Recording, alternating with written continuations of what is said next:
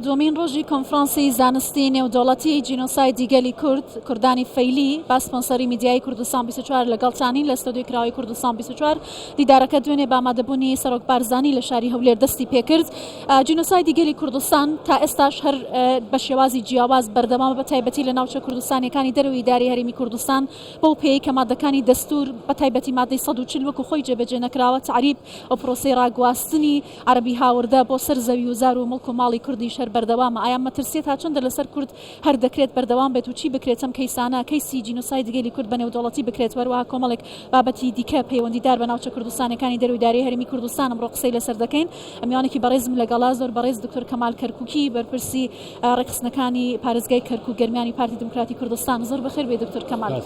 کۆنفرانسی زانستی نێودەوڵەتی جینۆسایدی گەلی کوردستان لە کاتێکدایە کە پرۆسەی تعریبکردن وەروەها بە شێوازێکی دیکەی جینۆساید لە ناوچە کوردستانیەکانی دەرەوەی ئیداری هەرێمی کوردستان هەر بەردەوامە. ئەمە ترسیانە تا چەندە لەو ناوچانە هەیە بۆچی تا ئێستا چارەسەر نەکراوە؟ پێشەکەی سەلاو بۆ گیانی شەهیدە سەربەرزەکانی کورد و کوردستان، شەهیدانی ئەنفال، شەهیدانی جینۆساید. بەڕاستی ئەم کۆنفرانسی کە ئێستا ئێمە لێرەین جینۆسایدی خوشک و برا کوردەکانی فەیلی زۆر گرنگ بوو لە وەختێکی زۆر پێویست بوو و زۆر شتی باشیش وتراوە و دەوترێت. ئومێدەوارین بەرهەمێکی باشی هەبێ بۆ ئەوەی جینۆسایدەکانی دژی گەلەکەمان کە لەو 9 ساڵەی ڕابردووە زیاتر لە 6 جینۆساید لە دژی گەلەکەمان کراوە ئەنجامێکی هەبێتن. بەنسبەت ئەوەی جەنابتان فەرمووتان بەنسبەت ناوچە کوردستانەکانی دەرەوەی ئیدارەی هەرێمی کوردستان بەداخەوە ینی ئەو بیرە شۆڤینیەی کە ڕژیمی دیکتاتۆری بەعس و ڕژیمەکانی پێشاشیان تا حدێک دژ بە گەلی کورد ئەنجام داوە تاکو ئێستا بەردەوامە تاکو ئەو بڕیارەکانی مەجلیس قیادەی سەورە کە زۆر تاوانی گەورەیە دژ بە گەلێک لە وڵاتێک ئەژێتن هەتاکو ئێستا بەردەوامە و لەسەری کارەکرێت و بەداخەوە ئەتوانم بڵێم تا ئەم دەقیقەیە هەنگاوی باش نەنێردراوە بۆ ئەوەی نەنراوە بۆ ئەوەی کە ئەو کێشانەی ڕژیمەکانی دیکتاتۆری ئەنجامیاندا چارەسەر بکرێتن. بێشک پرسیارە بۆچی جینۆساید دژی گەلی کوورد دەکرێت. ئەمە ئەفکاری شۆڤینی ئەو کەسولایەنانەی کە دەسەڵات وەرەگرن خۆیان کەسانی جاهلن، نە بنەمای دیموکراسی ئەزانن، نە پێکۆژیانی ئاشتیانە ئەزانن، بەس ئەیانەوێتن حکومڕانی بکەن و چۆن ئەو دەقەیە مەزاجیان چی ئەواتێ بەو کارە هەڵدەستن. بەڵێ دکتۆر کەمال ئامادەکاری کراوە بۆ ئەنجامدانی هەڵبژاردننی ئەنجومەنی پارێزگاکان لە عێراق. کەرکووکیش دوای 20 ساڵ بەشداری لە هەڵبژاردننی ئەنجومەنی پارێزگاکان دەکات. ئەمە تا چەندە بوو کەرکووک گرنگە بە تایبەتی کە پشت بە سەرژمێری ساڵی 53 بەسراوە بۆ ئامارانی کە لە بەردەستای ئامادەکاریەکان چۆنن لەوێ؟ ئێمە وەکو ئەنجومەنی وەکو مەکتەبی ڕێخستنی پارێزگای کەرکووک گەرمیان هەموو ئیمکانیاتمان خستوتە ئیش کە کارێکی زۆر باش و فتە بکەین و دەنگێکی باشیش بێنین، بەڵام بەداخەوە پێویستە لێرە بوترێ یاساکە زۆر یاسایەکی خراپ دژ بە بەرژەوەندی پێکاتە ڕەسەنەکانی کەرکووکە و لە بەرژەوەندی عەرەبی تعریبە ئەو یاسایە دەرکرا. بەڵام لەگەڵەوەش ئێمە هەموو هەوڵێکمان داوە باسەکرێتن مەسەلەن ئەڵێ سجلی سەرژمێری 57 بێتە بنەما بۆ کەرکووک، بەڵام ئەو بەڕێزانە ئەو خوشک و برایانەی ئێمە لە ئەنجومەنی نوێنەرانی عێراق ئەو خاڵەیان لە بیر کردووە کە ئەڵێت کەرکووک بحدودها الحالية، محافظة كركوك بحدودها الحالية. يعني لنا أو حدودي إيساي كبوتو كراوتوا طبعا أجر بسيط سر وردكاريا كاني كركوك أبينيتن شمال براوة كلار كفري دوس هري كي خراوة شوني خلقي رساني كركوكي أو نوع ما في دنگدان يعني ئەمەش شتێکی زۆر نامۆ بوو تەوەقعمان ناکرد، بەڵام لەگەڵ ئەوەش ئێمە شەو ڕۆژستە کارەکەین ڕێکخستنی خۆمان هانداوە لەگەڵ خەڵکە سەربەرزەکەی کەرکووک ئەوانەی مەوجودن. من دڵنیام لەوەی کە ئەو یاسایە ئومێدەوارم گۆڕانکاری بەسەر بێ و بەو یاسایە هەڵبژاردن نەبێ بەڵام بەو یاسایە بێت تا حەدێ زەرەرێکەکەین. زۆر باشە. لە ماوەکانی ڕابردوودا سەرۆکی حکوومەتی هەرێمی کوردستان سەردانی بەغدای کرد ڕێککەوتنی لەگەڵ حکوومەتی عراق هاتە ئاراوە بهێ و ڕێککەوتنە بڕیارە کە پابەندی مادەی 140 دەستور بێت حکوومەتی عراق ئەو بۆشایی ئەمنیانە لەوێ پڕ بکرێنەوە و دەستوریانە جێبەجێ بکرێن. پێتان وایە ئەمە پابندبوونی عراق دەگەێنێت ئایا گەشتبینن بە حکوومەتەکەی سوودانی کە جێبەجێ بکات ئەگەر بکرێت دۆخی کەرکووک و ناوچە کوردستانیەکان چۆن ئاڵگۆڕی بەسەردادێت؟ بەنسبەت ئەو ڕێککەوتنەی پێش پێکێنانی ئەم حکوومەتە کرا زۆر بەسوود بوو و کورد و شیعە و سنە ئیمزایان لەسەر کردووە کەرکووکیش ئاسایی بکرێتەوە مادەی 140 جێبەجێ بکرێت ئەمە هەمووی لە ڕێککەوتنەکە هەیە ئومێدەواریشین ببێتن ئێمە تەوەقعەکەین بەڕێز محەممەد شیع سوودانی نیەتی وا پێدەچێت نیەتی جددی ئەوە بێ کە ئەو بڕیارانە جێبەجێ بکرێتن بەڵام حتاکو ئەم دقیقەیە من خۆم ئەو حاڵەتە نابینم چونکە ئەو تەفعیلی لێژنەی 140 زۆر بە خراپی تەفعیل کراوەتەوە یعنی ئەو لێژنە کۆنەی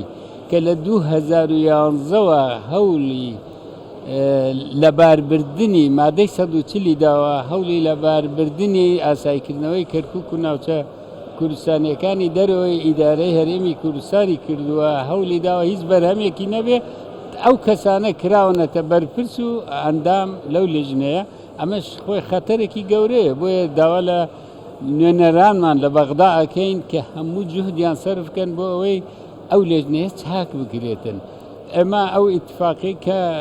ڕێزدار سەرۆکی حکوومەتی هەرێمی کوردستان کردی لە زۆر بوارەوە زۆر ئیجابیە زۆر باشە بەڵام لە واقع عمل پێویستە فیشار بکرێتن بۆ ئەوەی جێبەجێ بکرێت. بەڵێ لە ڕۆژی یەکەمی جەژنی ڕەمەزان بۆ عەرەبی هاوردە هێرشیان کردە سەر گوندنشینانی ناحیەی سەرگەڕان سەر بە پارێزگای کەرکووک وە کۆمەڵێک ئاڵۆزی دروست بووە ئیداری سەپێنراوی کەرکووک پاڵپشتی عەرەبی هاوردە دەکات پێتان وایە بەردەوامی ئەم پرۆسەیە چە زیانێکی دژی بەرژەوەندی هاوڵاتیانی کورد لە کەرکووک دەبێت و کەی ئەکرێت ئەم جێبەجێکردنی ئەم ڕێککەوتنانەم دۆخە کۆتایی پێبێت؟ بەداخەوە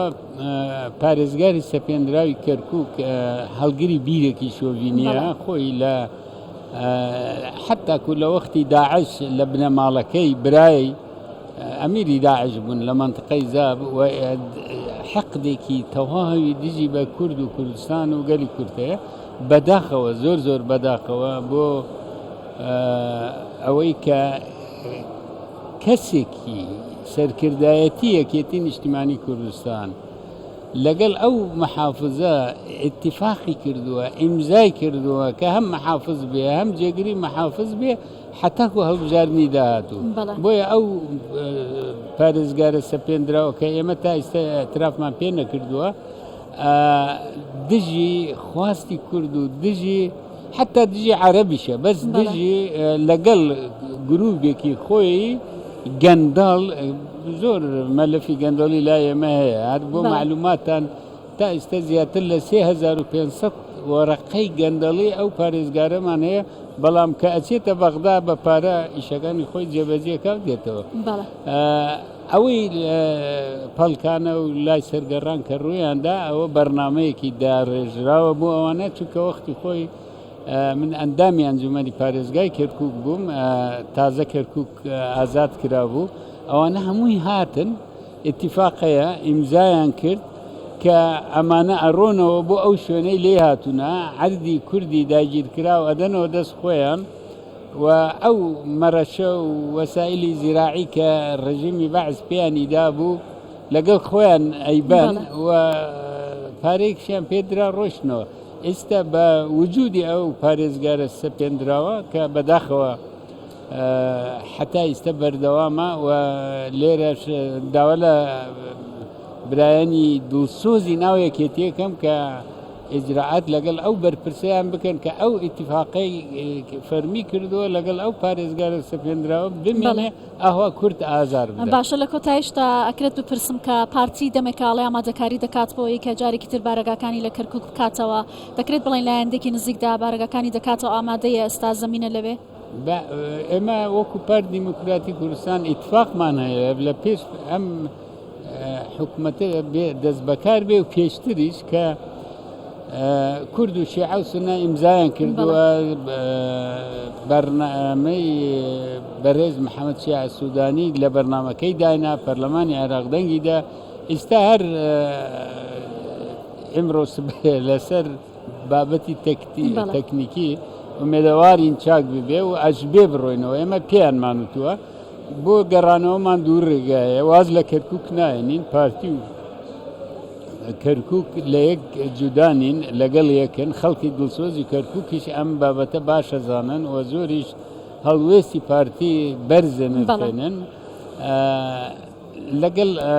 لەگەڵ ئەوەیە کە بچینەوە بە ڕێگەی یاسا و بە دەستور ئەگەر ئەوە نەبوو ئەوجا هەموو کاتێک قسەکوە بەڵێ زۆر سپاس بەڕێز دکتۆر کەمال کەرکووکی بەرپرسی ڕێکخستنی پارێزگای کەرکووک گەرمیانی پارتی دموکراتی کوردستان لە ستۆدیۆی کراوەی کوردستان 24 لەگەڵ مابووی زۆر سپاس و توێژێک بوو لەگەڵ بەڕێز دکتۆر کەمال کەرکووکی سەبارەت بە دۆخی ناوچە کوردستانیەکان و بەردەوامی پرۆسەی تعریب هەروەها کۆمەڵێک بابەتی دیکەی پەیوەندیدار بە پرسی جینۆسایدی گەلی کوردستان کە لەم کۆنفرانسە ئەمڕۆ لێرە لە ستۆدیۆی کراوەی کوردستان 24 پێشکەشمان کردن.